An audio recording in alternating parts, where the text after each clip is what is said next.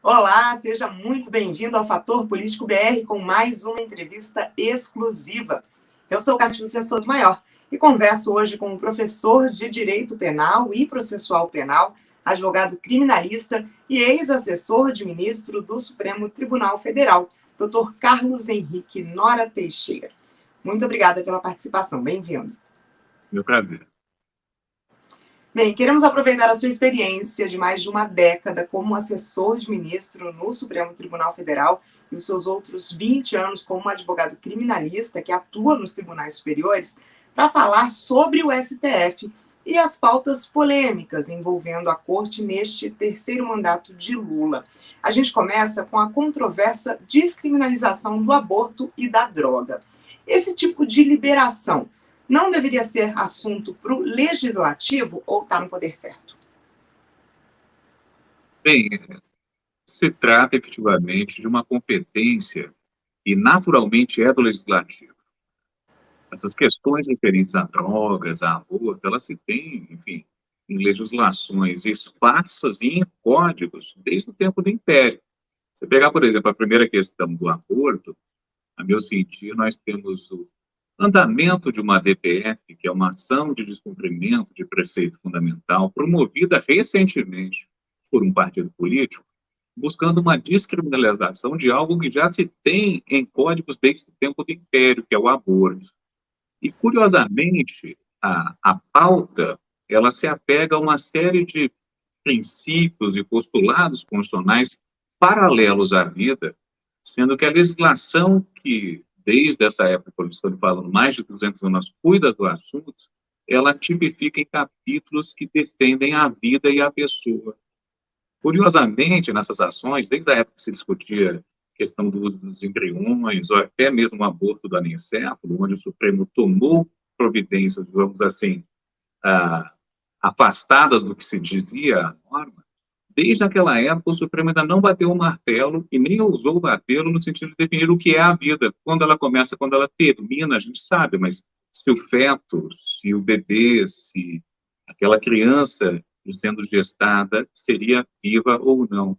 Agora, os códigos já diziam explicitamente que se trataria de uma vida. Então, a meu sentir, por mais que haja um desejo social de se buscar efetivamente um reconhecimento de que aquele ato atualmente considerado como crime deve deixar de ser, deve-se evidentemente aguardar a avaliação, a decisão, não de uma casa judicial, mas sim de uma casa legislativa. Essa é a impressão que eu tenho. Obviamente, o Supremo está, vamos dizer assim, após ser promovido uma ação, ele tem o dever de se pronunciar, mas há espaço para ele, tal qual em outras medidas tomadas no passado, definir, submeter essa questão ao legislativo até suspendendo o julgamento de uma questão tão sensível para a população brasileira. E quanto à questão da descriminalização, digamos assim, do porte de uso, do porte para o uso de uma substância entorpecente, o Supremo inaugurou um debate que recentemente o Legislativo já tinha definido numa lei 11.343 de 2006, até para garantir mais segurança ao usuário do entorpecente. O Supremo veio agora e definiu que, dentre o universo, a pleiade de substâncias entorpecentes definidas pela Anvisa, que seriam passíveis de serem compreendidas como objeto de tráfico ou de uso próprio de substância entorpecente, veio o Supremo destacou apenas uma figura chamada maconha. E maconha nem é o, vamos dizer assim, o item definido pela Anvisa como proibido. A maconha é uma portadora de um THC, que é a substância que geraria no usuário eventual dependência. E, curiosamente, ao decidir, porque o processo está em andamento, ao decidir pela eventual descriminalização de algo que já não tinha pena no sentido prisão para o usuário, o Supremo está abrindo, na verdade, uma possibilidade de ver o usuário enquadrado agora num delito tradicional chamado receptação, porque ele nada mais seria do que aquele que teria comprado um bem, produto de crime, e o estaria portando. Então, existe, digamos assim, por isso que a questão tem que ser amadurecida nas casas legislativas competentes, até para não haver uma, vamos dizer assim, uma desconformidade típica, normativa, como é o que se vem vendo atualmente. Na ambição de se tentar solucionar uma demanda social aparentemente preferida pelo Legislativo, o Supremo vem, com vozes de vanguarda, tentar solucionar uma questão e, às vezes, abrir, a meu sentir, um problema muito maior lá na frente. Bem, um assunto que hoje gera muito debate é exatamente esse ativismo judicial. Na tentativa de combater essa sobreposição entre os poderes, parlamentares já apresentaram diversos pedidos de impeachment de ministros do Supremo, por exemplo, ainda sem desdobramentos, e também tramitam atualmente no Congresso PECs que visam fixar um prazo para o mandato do magistrado, que hoje é vitalício, limitar poderes da corte, abarcando pedidos de vista, declarações de inconstitucionalidade de atos do Congresso Nacional e concessão de liminares. E outra PEC ainda para permitir que os parlamentares derrubem, por maioria, decisões do Supremo que possam estar extrapolando os limites constitucionais. Esse movimento nunca foi tão forte, ou já houve no Supremo outra fase assim tão cheia de animosidade? Bom, enfim, historicamente o Brasil tem, sim, seus momentos de sístole e diástole no sentido de mudar alguma coisa na esfera do judiciário, o que é, de toda sorte, com o tempo, medidas que são até consideradas bem-vindas e outras não. Digamos assim, um momento em que o Supremo realmente se sentiu aviltado nos seus poderes na história recente foi a época do AI-5, que ali sim se houve a suspensão de uma série de direitos políticos e de todos as autoridades públicas que detinham benefícios referentes à vitaliciedade, por exemplo, isso foi suspenso. E no caso do Supremo e de qualquer outra autoridade judiciária, também estava impedida de deferir ou de conceder ordens em habeas corpus de crimes políticos. Então, ali, a meu sentir, houve o maior ataque a uma competência do Supremo. Só que quando a gente fala em vitaliciedade, essas PECs que estão em voga recentemente, né, de se tentar ajustar mandatos para o ministro do Supremo, ou ainda se definir prazos ou revisões de decisões tomadas pelo Supremo, isso realmente, a primeira medida não é tão surpreendente, porque há vários países que adotam, sim, um mandato específico para que o ministro ocupe um cargo de tamanha envergadura. Há nos Estados Unidos, como que é muitas vezes mencionado como sendo um padrão a ser seguido, uma vitaliciedade real, que é o fato de que o ministro não aposenta. Ou ele pede para sair, ou ele falece no cargo. No Brasil, nós temos um limite de idade para uma aposentadoria compulsória, que é o de 75 anos.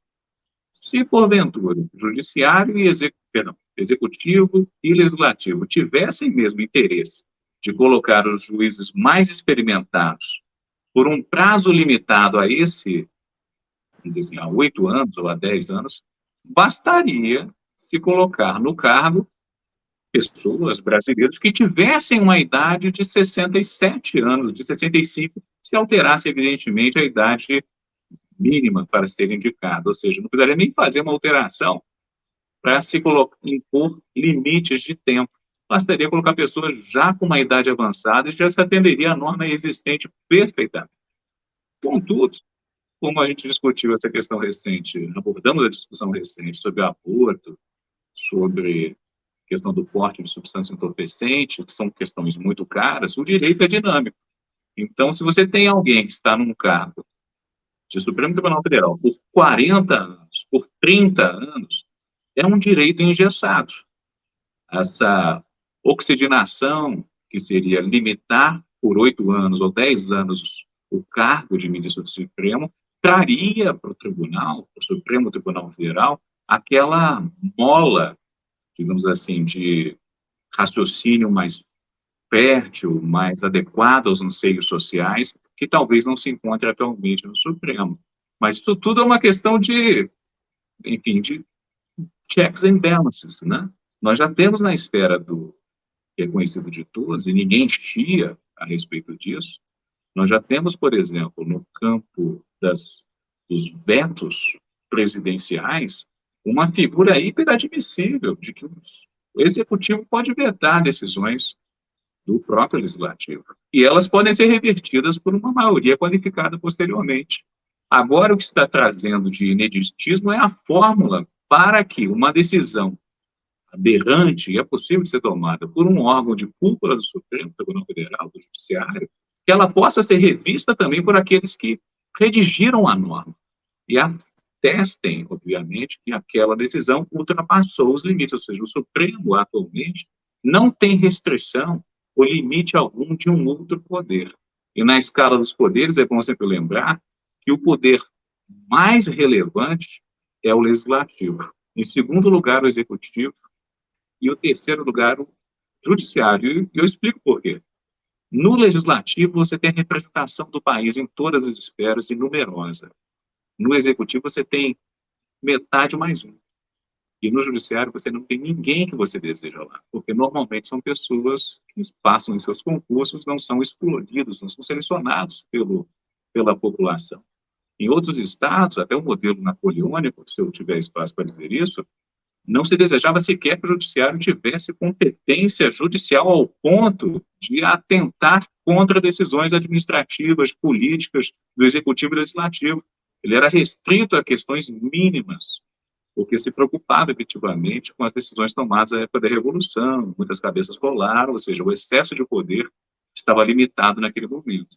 O Brasil tem essa cadência que oscila ao longo do tempo, mas as duas medidas, limitar o tempo dos ministros, do exercício de 8 a 10 anos de poder, ou ainda revisar decisões aberrantes, e diga-se de passagem, algumas podem ser consideradas dessa forma em relação à inconstitucionalidade, a meu sentido, seria um trabalho tradicional do legislativo passível, sim, de ser aplicado.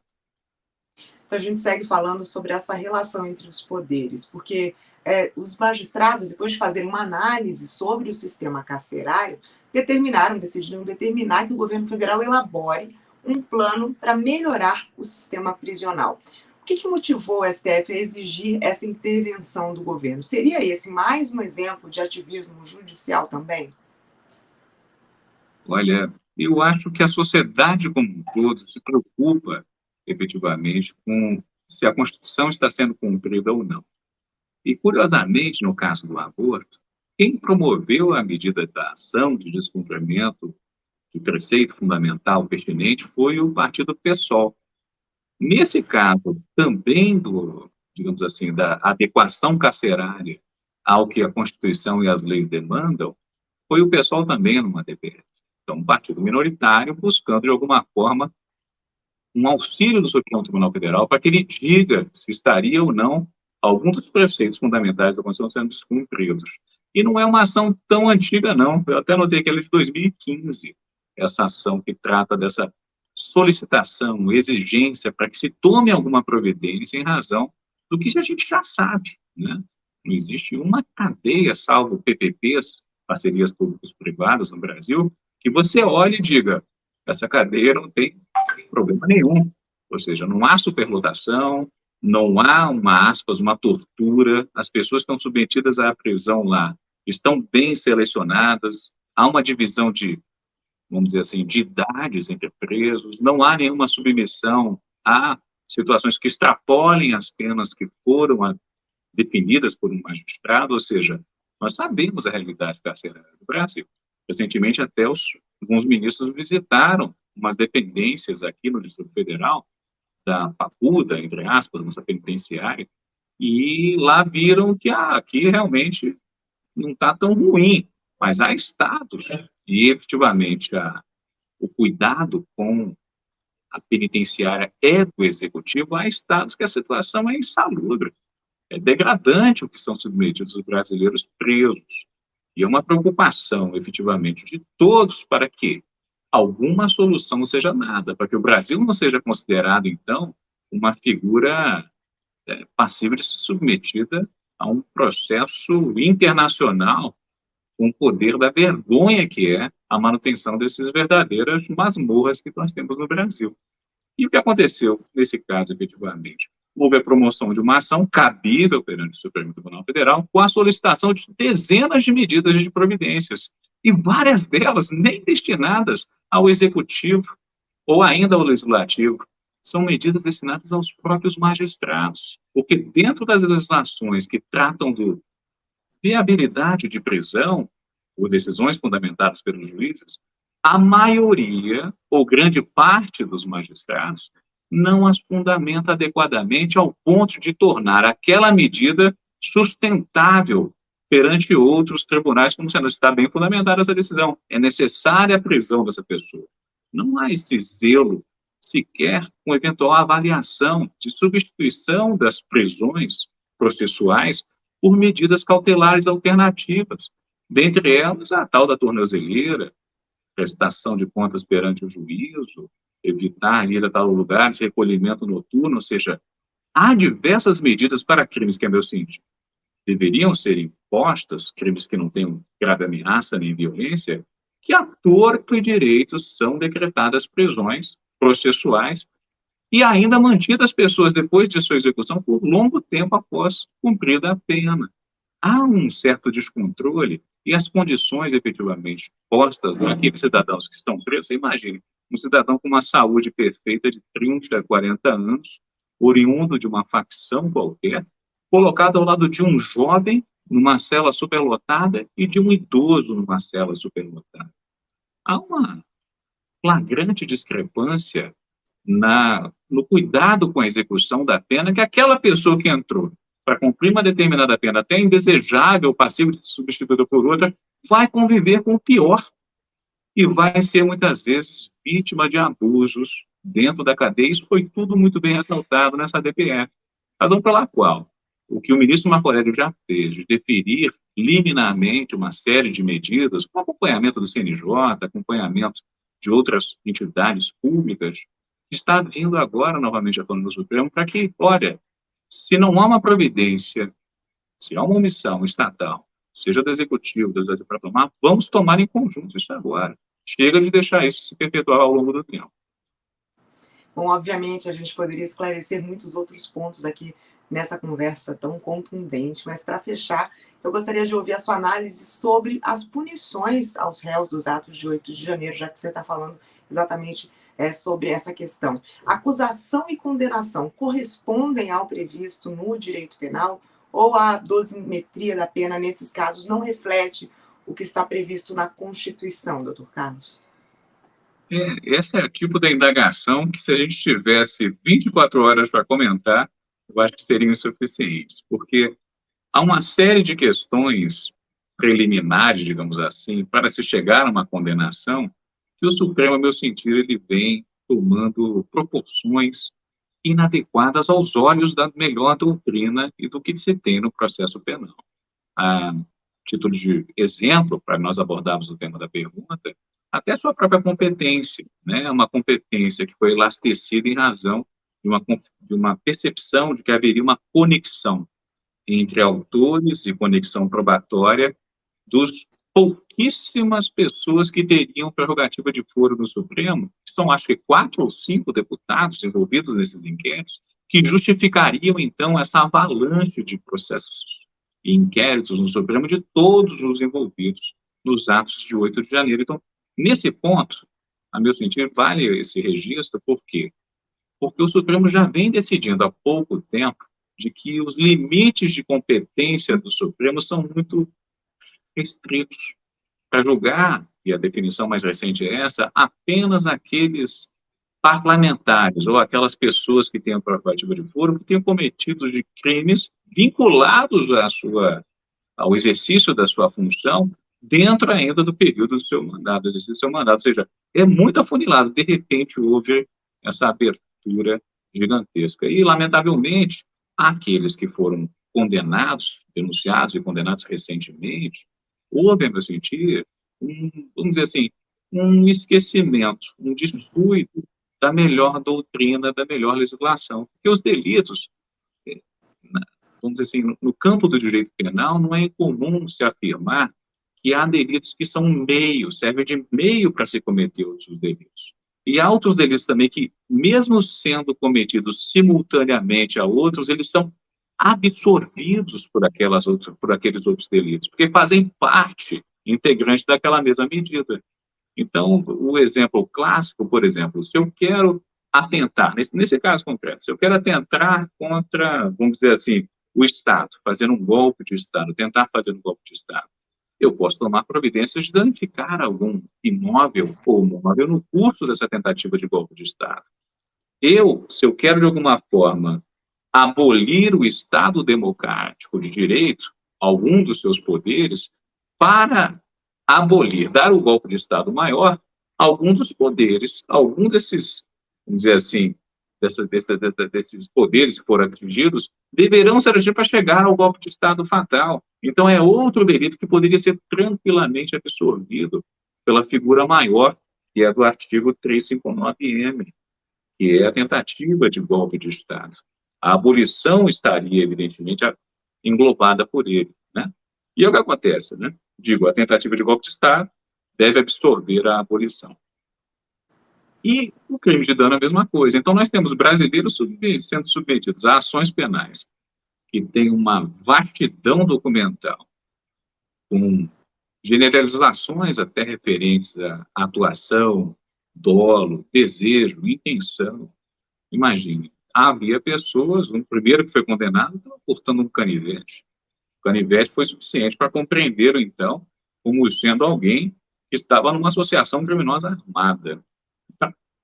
A meu sentir, nesse campo de direito penal puro, objetivo, doutrinariamente seguro, haveria de se tomar um maior cuidado com a fórmula, com a teoria, com os princípios, para que daqui a 10, 15 anos, ou apenas de 17 anos, ninguém venha a parabenizar aqueles que foram inclementes ou ignoraram as normas ou a melhor técnica judicial para se aplicar uma pena.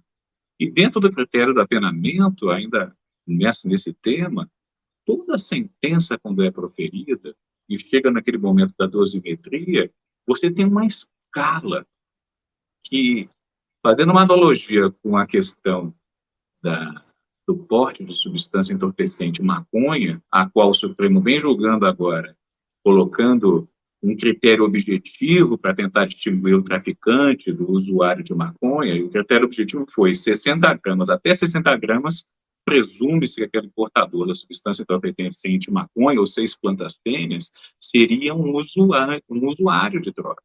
Critério objetivo. Nos critérios de dosimetria da pena que foram aplicados nesse caso do golpe do dia 8 de janeiro, você não tem ainda sequer até hoje um critério objetivo de definir o quanto pode cada circunstância judicial da fase do 59, cada circunstância agravante ou atenuante, ou cada qualificadora você poderia avançar, se distanciar do mínimo de pena em abstrato aplicável para aquele delito. Até hoje, o judiciário não chegou e disse, olha, não ultrapasse um terço desse espectro entre o mínimo e o máximo quando se falar da primeira fase de aplicação da pena. Não ultrapasse aquele segundo terço na segunda fase de aplicação da pena. Não ultrapasse o último terço, se bem que a doutrina até admite ultrapassá-la, mas parta dali para ultrapassar dessa terceira fase de aplicação de pena. Esse critério de segurança de qual pena vai ser aplicada ao réu não existe. A depender do magistrado, uma circunstância judicial das 8 existentes justifica um apenamento beirando o limite máximo da pena, e isso, a meu sentido, é um absurdo maior do que ficar discutindo se 60 gramas, 100 gramas configuram o usuário ou não, porque para um cigarro de maconha basta 1 grama. Portanto, 60 gramas, você tem 60 cigarros, no mínimo, o que é possível fazer com 0,5, 25 gramas. Muito obrigado, Dr. Carlos Henrique Nora Teixeira, ex-assessor de ministro do Supremo Tribunal Federal, especialista nos tribunais superiores, professor de Direito Penal e Processual Penal, advogado criminalista. Mais uma vez, eu agradeço a sua contribuição e muito obrigada por compartilhar tanto conhecimento com a gente. Eu prazer. Contem sempre comigo. E para você que acompanhou, eu deixo também meu muito obrigada. Entrevistas exclusivas, informação que você precisa ter e a análise que interessa aqui no Fator Político BR. Siga, curta e compartilhe. A gente se vê.